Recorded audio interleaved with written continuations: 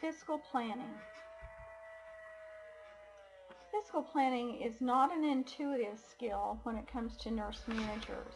It's a skill that improves with practice and over time.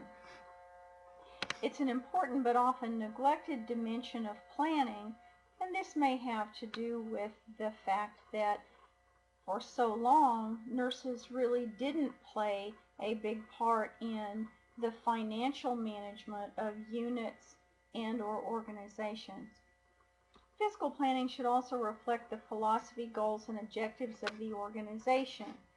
If they say they're an organization that values cost containment and keeping the price of health care down, then you would expect them to have cost-cutting measures and practices in place. It's a skill that's increasingly critical for nurse managers because nurse managers are expected to focus on and understand healthcare in the big picture of what it costs and what the needs and the demands are. We talk a lot about cost containment in healthcare. And what this refers to is using effectively and efficiently the resources that we have as we deliver care. It also speaks to generating the revenues that are necessary in order that we can continue to be productive in organizations. Cost containment is the responsibility of everyone who works in healthcare, and the viability of most of the organizations that are tied to healthcare depend very heavily on the efficient and responsible use of those resources. One other source where cost containment needs to be shared is at the patient level.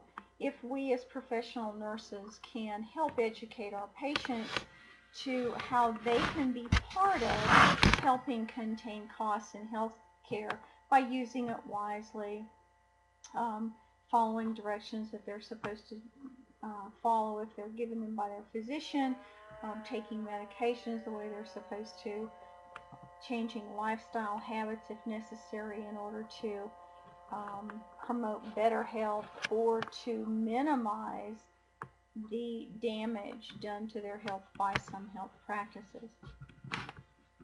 Cost effectiveness simply means getting good results or having a good outcome for the money that you invest in something.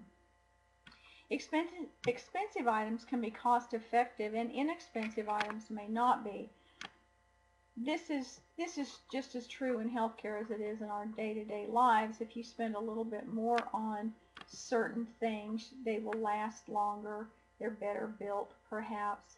So the same thing is true in healthcare when it comes to buying equipment and supplies. Hospitals over the years have sometimes gone to very inexpensive supplies.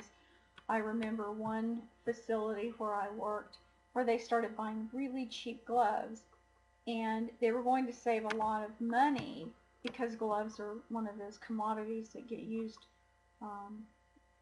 kind of wasted, if you will, in healthcare. But anyhow, this new kind of glove, when you put your hand into them, they would tear. So you might put on 3 pair of these gloves before you had a pair that stayed on and stayed intact. So in the long run, those cheaper gloves were not cost effective because more of them were being used or wasted because they were not usable after they were put on. Cost effectiveness must take into account factors such as anticipated length of service, how long is your patient going to be in the hospital, how long will this service need to be provided for this group of people or in this area, and whether or not a service is actually needed. If there's duplication of services across a geographic area where it's feasible, patients could go from hospital A to hospital C in a reasonable distance, and expensive equipment could more readily be shared by organizations rather than everybody buying one. This was especially true when CAT scanners became very popular and they were new, and not every hospital could afford to get it, so there was some sharing of resources that way. Now they've come down in cost enough that you see them in a lot of doctors' offices. Budget is a plan that uses numerical data to predict what an organization is going to do over time in terms of its activities and in terms of its cost and resource need. The desired outcome of a budget is to make the best use of the resources that are available in an organization, both on a short-term and a long-term basis. And a budget gives us an opportunity to plan and control and to promote each unit's needs and contributions. It's one of the ways that when a hospital or an organization wants to look at a new service line, they have to look at what are we doing now. If we add more, can we make more money? Can we use some of the resources that we have? Can we stretch them effectively and still provide that service or get that additional equipment? Because very often with the additional equipment and expansion and all comes a need for more employees. There are several different kinds of budgeting methods, but I want you to be familiar with incremental budgeting, zero-based budgeting, flexible budgeting, and performance budgeting. And if you look in your book at each one of these, you'll get a better idea of what each one does and how it is effective in those particular organizations and on particular units where you may be having your clinical. You'll be helping the manager looking over budget information, and you'll have an opportunity to see what method that organization where you're doing your clinical is using in order to come up with, on the unit level and then at the organizational level, what their budgetary outflow is going to be, what their resources are anticipated to be, and how they're going to budget those assets. The personnel workforce budget, this is the majority of what it costs to run healthcare because it's a very labor-intensive proposition. We know that nurses aren't cheap and we need a lot of them. And people don't go to the hospital for doctor care, they go for nursing care. And without nurses, we wouldn't have a healthcare system. So personnel workforce budget, not just nurses but ancillary staff as well, is very, very expensive. And the next most expensive budget item then in an organization, in a hospital, is the supplies, the things that it uses in the everyday conducting its business. And this is a place where we as nurses can make a positive impact on the budget by using resources wisely, by not wasting them, by making sure that we educate our patients on using those resources well, and by planning ahead for what we will need and being careful so that we don't drop things that break or that are contaminated and then can't be used. And we want to make sure that we charge for and document that we use those items, because that's tied then to the preparation of the hospital bill, and from that is determined what the reimbursement is going to be. There are a variety of things that can absolutely blow your budget. Going through the difficult process of completing a budget estimate for the coming year but never using it, this is a waste of a manager's time to sit down and labor over what all we've done over this last year. Where did we use our money? Where could we have used more? Where did we lose money? If that information is prepared at the unit level and it's not used above the unit, that is a complete waste of the manager's time. Relying on the current year's budget as a starting point for the next year's budget, you really need to, and your managers will probably talk with you about this in your clinical, but most places will look at what did we use this year, what do we anticipate using next year plus, because there's, cost increases and things like that. So you don't want to just start with exactly what you use this year, because with cost rises or shrinking reimbursements and or a change in the patient population and census that you might have, you might not have enough money to keep your unit running, and so that would be reflective of bad planning. Neglecting or underestimating costs that related to capital expenditures. This is where above the unit level, those decisions have to be carefully thought out. At the unit level with your budget, if you know as a nurse manager that you need, 3 more computer terminals at your nurses stations so that the nurses can effectively and promptly document. That's one thing, but if you're talking about putting all new beds or all new monitors in a unit, you don't want to say, well, we probably could do it well with 3 beds when you know you're going to need a dozen. So you want to estimate accurately. Ignoring declining patient volumes in hope that the trend will be temporary. Hope is never a good strategy, and it's very ineffective. It doesn't speak to careful planning and thought to a budget. If you know that your patient census drops at certain times of the year, or it increases significantly at certain times of the year, then you don't want to staff, let's say you don't want to staff your unit exactly the same way through the whole year, because you're going to need your personnel differently. Failing to set aside enough money for those unexpected capital expenses, that's another thing that can absolutely ruin your budget. And we even understand this on a personal level. If you don't have any money put aside and your car blows an engine and you have to have a car to get to work, school, or whatever, you're in a tight spot. So planning ahead for those unplanned things, having a contingency plan is important on an organizational level just as it is on a personal level. In responsibility accounting,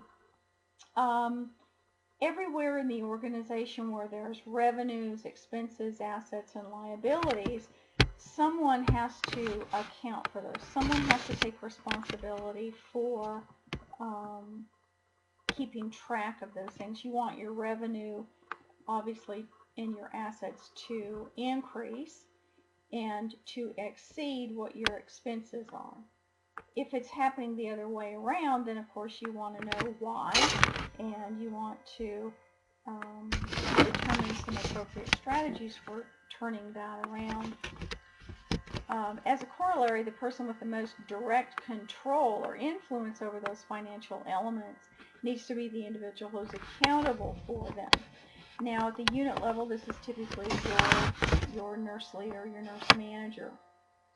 And that's why they do the unit budget. They know what's going on in the unit. They know the ebb and flow in terms of patient census and staffing needs, and should have a pretty good idea of what kind of supplies are needed, what's ineffective, what's effective. If you have a whole bunch of particular kind of syringes and you find that your staff don't like them and they don't use them, then you wouldn't want to keep stocking those, because they're not going to be used, and it's eventually just a waste of money and space for keeping up with it on your unit. The manager can also best monitor and evaluate all aspects of the unit's budget, and this is because that manager is involved in that unit. They know what the staffing needs are, the patient needs, the supply needs. They know what the census is like. They know those highs and lows. They know staff preferences and staff needs. And the manager also understands what kind of capital equipment, those bigger ticket items, are going to be needed on the unit and when they might be needed, if they're getting obsolete or they're failing to work as effectively as they did, or there's new equipment and technology that it can save money, can save time, can increase efficiency, and improve patient outcomes. Then that would be something that the manager would be able to go to his or her director and financial people and say, this is what's coming down the road technology-wise, and this is why I believe we need this for our unit. When we talk about forecasting in budgeting, we're just talking about making an educated guess on what you're going to need based on what you have needed. And if you look at 2 or 3 years of your budget and your staffing, and you look across the seasons and you see the ebb and flow of patient census and times of during flu season, a lot of hospital people get sick because they're exposed to sick people, and you can kind of tell when those things happen and use that information to plan ahead. Critical pathways are one of the strategies we use for determining and then implementing and evaluating the cost effectiveness of patient care. And we do this because it helps us keep a handle all through the process of managing a patient's care, but it also helps organizations anticipate their revenues and their expenses relative to patients with that particular disease process or that particular surgical need. And it also sets out a course of progress that you would expect your patient to make after admission or maybe from admission to discharge, and knowing what those diagnoses are, or maybe that people who come in with to the emergency room and they have abdominal complaints and it looks like it's an appendix, then you know that they're going to go to surgery and they're going to have these drugs and they're going to stay about this long, and you expect that patient to progress along that path in a fairly predictable and fairly routine manner. Now, of course, when patients fall out of those pathways, as we call them variances, then you have increased costs and longer lengths of stay, more complications, and of course all of that means more money.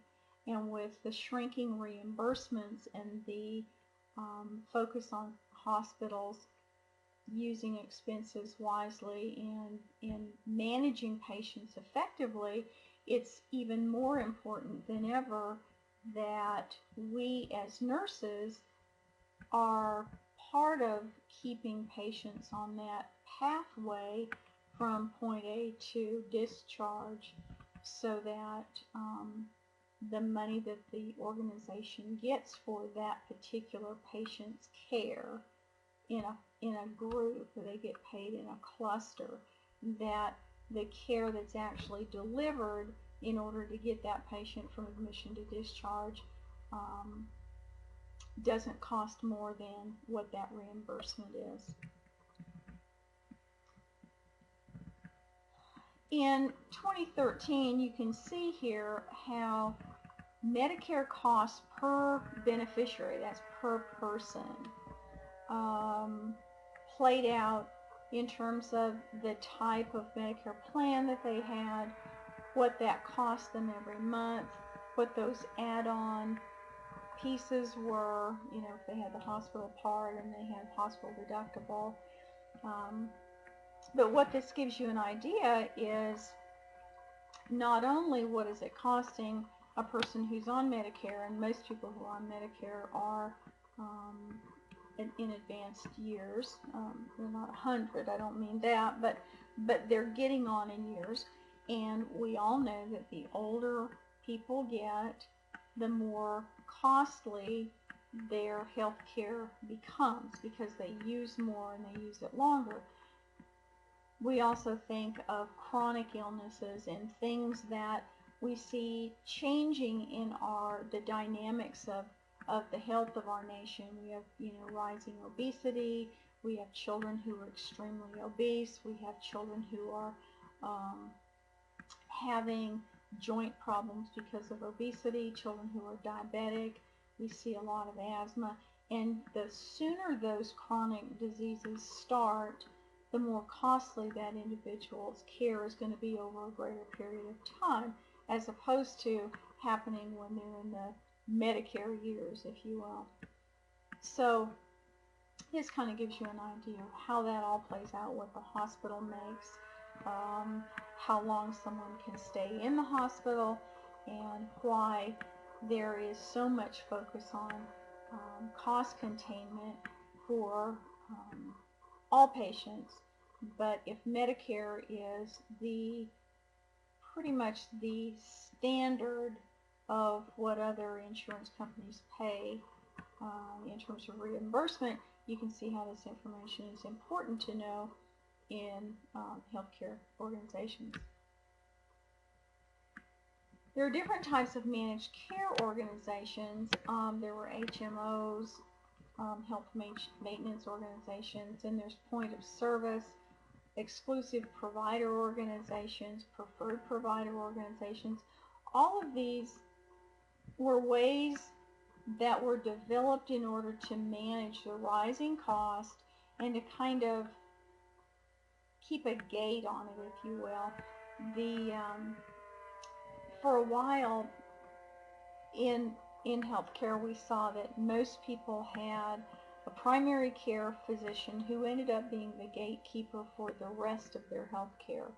And this was very difficult to manage, even in the clinic setting, because if patients came in and they didn't have the referral, or you saw them outside of the referral, then you didn't get paid, and patients didn't want to pay because they'd already paid their insurance, and it was a big mess. So managed care has had some positive impact, but it's also been not especially well received from the healthcare side or from the consumer side, depending on how they're structured.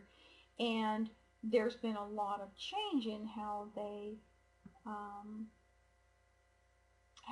manage patients' care, and then how they reimburse for that care. There's also been changes in how patients navigate that. When you see like preferred provider, you might have a group of physicians who the insurance company had a set agreement. We'll give you this much money for seeing this group of patients. And so then those people were the preferred provider. So if you, the patient, decided you didn't want to see that preferred provider because you didn't like them or they weren't close enough to your home, then you could still see the person who you wanted to see, but it would be more money out of pocket for you. So just some of the different ways that healthcare cost has been contained and is being contained. Medicare, Medicaid, and managed care. Currently, the Centers for Medicare and Medicaid Services are the largest purchaser of managed care in the country. For many years, Medicaid patients didn't have primary care docs and didn't have to get permission to go to see whoever they wanted to see. They could just show up and they could see whoever they wanted to. And then in the last few years, that has changed, where that falls under the managed care rules of maybe it's a preferred provider. You can only go to these people, or you have to have a referral first, that kind of thing. Managed care organizations receive reimbursement for those Medicare eligible patients based on a formula that they use And in that formula is factored in things like their age, where they live, gender, and then it looks at, in that demographic and geographic area, what does it typically cost to take care of this person at this age. And then the government has a discount that they give them, give to themselves, and the rest of it goes then to the managed care organization. A variety of criticisms have arisen over the years of health maintenance organizations because they were cumbersome and oftentimes very difficult to use in physicians' offices and surgery centers and other places. Then it broke physician-patient relationships because a lot of physicians just kind of threw up their hands and said, I'm not going to do this. This is ridiculous. And so then you had a physician who you'd gone to for some time or all your life or whatever, and you wanted to continue to use them, you might not be able to, based on the fact that that physician says, I'm not going to be in this HMO any longer. So it was kind of hard on everybody in that regard. Very often it limited the number of physicians that were available for consumers for that very reason. Physicians said, I'm not going to do this. And so that effectively limited the choices for the consumers. It undermined that continuity of care. It also reduced physician autonomy. It put more power and control in the hands of the healthcare organizations, and physicians were in large part being told what they could do and what they could not do. And having worked in a physician's office myself for several years, I can tell you that not only are a lot of the individuals who are making those decisions for patients at the HMO level, they're not clinical people. A lot of them are just clerical people, so they don't have the same understanding of the need in the treatment or the need in the intervention as if you had physician to physician or even nurse to nurse having conversation. And physicians got tired of being told how they were going to practice medicine. A couple of examples I can share relative to that. A patient who came into an ENT office with significant airway impairment, and this particular patient had a significantly deviated septum. In fact, one side of his nose was essentially not moving air at all. And so he was going to have that septum, that cartilage and bone, straightened. And the insurance company, when the physician who was going to do the surgery got on the phone with the insurance company, that denied allowing the patient to have surgery because they said that nasal steroids had not been used on the patient and they wanted to know if they would be effective. Now, pretty obvious to the average person that you don't straighten a septum with nose spray. But because they said no to this, they wanted additional time for this patient to try nasal steroids, which it didn't work. It just used some more money of healthcare resources with this trial on medication. The patient was miserable, so it really didn't affect anything good, and the patient still ended up having the surgery down the road. And the person who was in charge of saying that no was clerical, not a nurse. Another example was children with chronic otitis media needing ear tubes because you can't get these little people well.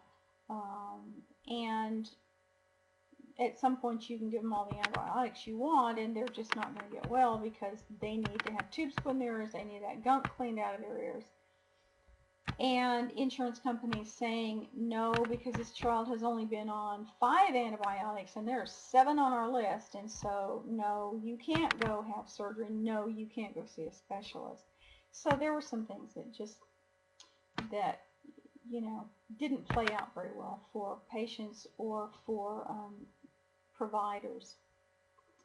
It also made for longer wait times. Of course, you can tie that right back to the limited choices for patients to go see, because if you have fewer doctors, then all those people are being funneled into that fewer group, so your waits are longer. That increased patient sickness. Some patients would end up going to emergency rooms when, in fact, if they'd gone to an office sooner, they might not have used that emergency room visit, which is very costly, as we know. And then there was lots of confusion about all the different rules and who followed them and whose responsibility it was to do what. And so HMOs certainly had their criticisms. Diagnosis-related groups, DRGs, you'll still hear about those, and prospective payment system.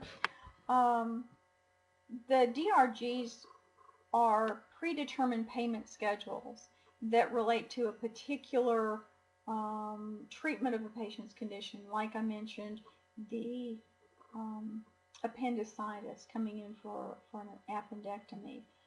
Fairly predictable, the course the patient's going to go through. They're going to need the antibiotics and the anesthesia and the surgery and this, that, and the other. And so looking at that as a diagnosis-related group, then the insurance company might say, okay, hospital, for an acute appendix that we know is going to go to surgery, we're going to give you $3,000. Now, if it costs you $2,000 to take care of that patient, then you make $1,000. If it costs you $5,000, we're going to give you $3,000. So the emphasis then was on hospitals to do cost containment. Some of that is very reasonable, and some of it was rather difficult and is difficult, because not every single patient is going to heal at the same rate. Some people need more pain medicine than others. Just a variety of factors that you can say, generally speaking, this group is going to need these things, but there will always be a few outliers. It also means that we send people home probably sooner and sicker than we would have 10 years ago or 20 years ago, but that's part of that cost containment. With DRGs, hospitals join into the prospective payment system, where they get a specified and predetermined amount of money for each Medicare patient that they admit, regardless of the actual cost of that care. So by volume, then, there is a reimbursement, as opposed to strictly being by their diagnosis-related group, although that relates to it some also. Managed care, broadly defined, it's a system that attempts to integrate the efficiency of how patients are cared for, what kind of access they have, and what kind of costs are related to that care and that access. With utilization review in managed care, this is a way that the insurance company looks at whether or not this individual needed the care, and if they needed that care, did they get that care? Now here comes the focus on, we need to make sure we document, and when I say we, that's not just nurses. Physicians need to document the need for care. Nurses need to, and physicians need to document the delivery of that care. And then capitation. This is when individual doctors, hospitalists, or internal medicine guys or pediatricians, whoever that is, get a certain amount of money every month based on the number of patients with that insurance that they have, regardless of whether or not the patients used any services. So, if you look at the one of the possible problems with that is that if a provider is going to get paid anyway, whether they see you or not, it could lend itself to patients being encouraged not to come into the doctor, but to take, some over-the-counter medicine after you've called the office, or for a prescription to be called in that the patient then goes and pays for, so that the number of visits the patient makes to the physician's office are limited. That can be used as a way to help balance out the losses based on poor reimbursement or changed reimbursement that a provider might see. Just as a reminder, prospective payment systems and cost containment and the length of stay for most hospital admissions has decreased. And we in hospitals are keeping patients shorter periods of time. As nurses, we know this means we need to educate them more, because they're going to go home sicker and they're going to do more home care, or someone in that family is going to provide the care for them. And so we're going to try to deliver whatever care we're going to give to them more quickly, with less supplies probably, because we know that in that prospective payment system, there's a set amount of reimbursement coming in. Moral hazard, this certainly is something we need to recognize in terms of cost containment, and this is the propensity of insured patients to use medical services really in not very efficient or effective ways, because their insurance covers so much of the cost. Many years ago when I was a young nurse, I remember a particular patient in a small outlying hospital who happened to be married to a man who had very, very good insurance with his company, and it paid 100%. This was back more with fee-for-service, which is when, if you took care of the patient, whatever it cost you, just put that bill onto the insurance company, and that's what you got paid. And because her coverage was so good, the doctor was, delighted to admit her to the hospital that he partly owned. And so this little lady would, by her own admission, go by the post office and have her mail forwarded to the hospital, and then she would come into the hospital, and she would spend 2-3 weeks with nausea and diarrhea that, nobody ever saw vomit and nobody ever saw diarrhea, but it was a way for her to have, some R&R, at least in her world it seemed like R&R, but it was clearly a flagrant and repeated and very expensive abuse of insurance. And we do tend still to see some of that, even though most insurance is not quite that loosey-goosey in terms of what they'll pay and for what kinds of services. And that was one of the reasons why we come to all this cost containment, because there was abuse by patients and organizations and physicians.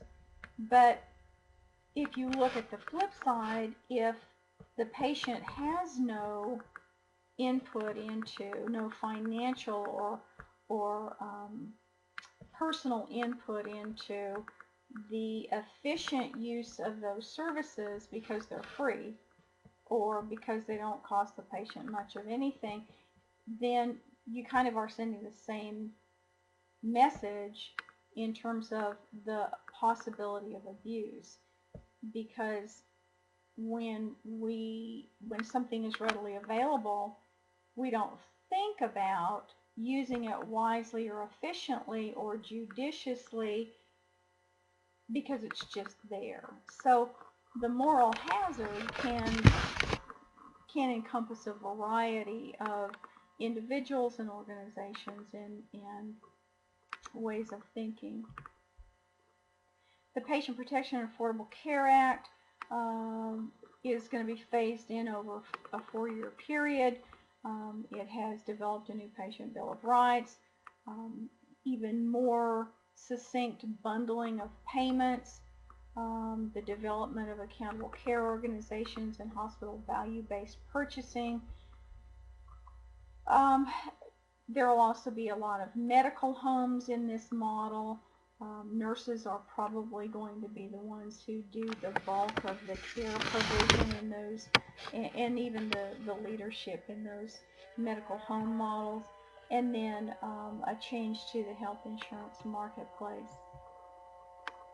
So connecting the key concepts, consider the impact of how changing reimbursements can influence the number of staff we have, the way we allocate resources, who we allocate those resources to.